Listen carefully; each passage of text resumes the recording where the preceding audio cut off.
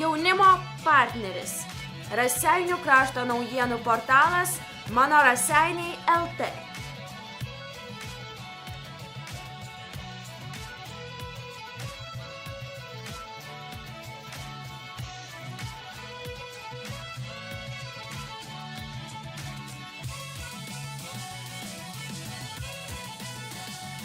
Mano auksinė taisyklė yra tikėti, kad pabaigoje viskas bus gerai.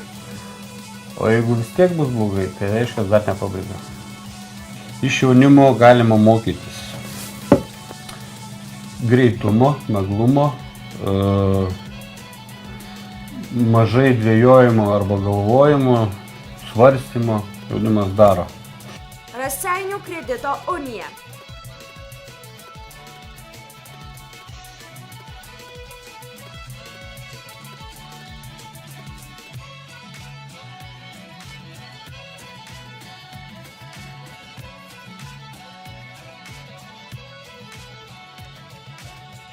Prisidėti prie jaunimo iniciatyvų visada svarbu, nes tai yra mūsų ateitis.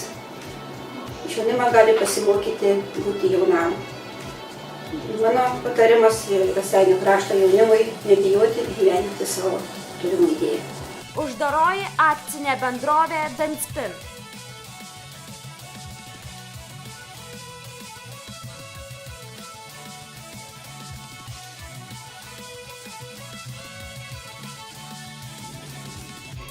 Iš jaunimo galima pasimokyti.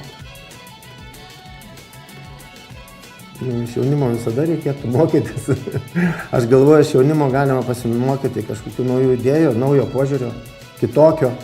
Nes mes visą galvojam, kad mes esam teisesni, geresni, kad mes viską jau žinom, bet reikia išmokti gal naujo to požiūrio, tokio sugebėjimo stebėtis dar koks įdomus tas yra gyvenimas, nes kai viskas pasidaro aišku, tada jau skaitai, kad jau viskas ir baigėsi.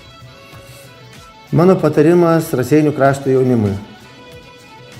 Tikėkit savim, mylėkit Lietuvą ir viskas bus gerai. Raseinių Marcelijaus Martinaičio viešoji biblioteka.